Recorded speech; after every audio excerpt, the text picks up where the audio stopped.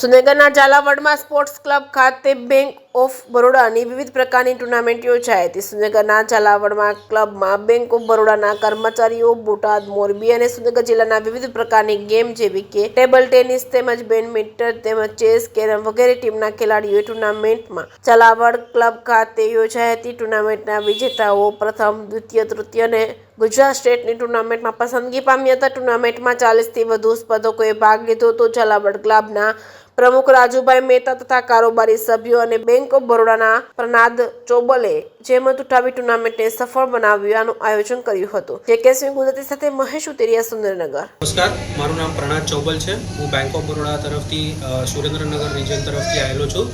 આજે અમે અહીંયા ઝાલાવાડ ક્લબની અંદર જે પોલીસ ગ્રાઉન્ડ ખાતેની સામે આવેલું છે ત્યાં આગળ અમે ડિસ્ટ્રિક્ટનું વિવિધ સ્પોર્ટ્સનું આયોજન કરેલું હતું, જેની અંદર ડિફરન્ટ ગેમ્સ જેવા કે બેડમિન્ટન, ચેસ, કેરમ અને ટેબલ ટેનિસમાં આનું આયોજન કરવામાં આવ્યું હતું.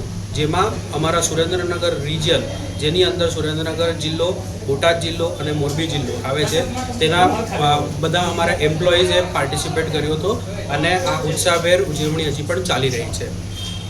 હું ઝાલાવાડ ક્લબનો પણ ખૂબ આભાર વ્યક્ત કરું છું કે એમને અમને આટલી સારી સગવડ જે છે એ પ્રોવાઈડ કરી છે.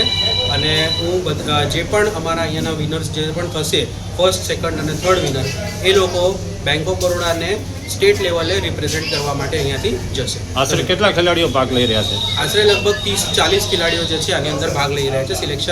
સિલેક્શન કમ ટ્રાયલ્સ ચાલી રહ્યું છે.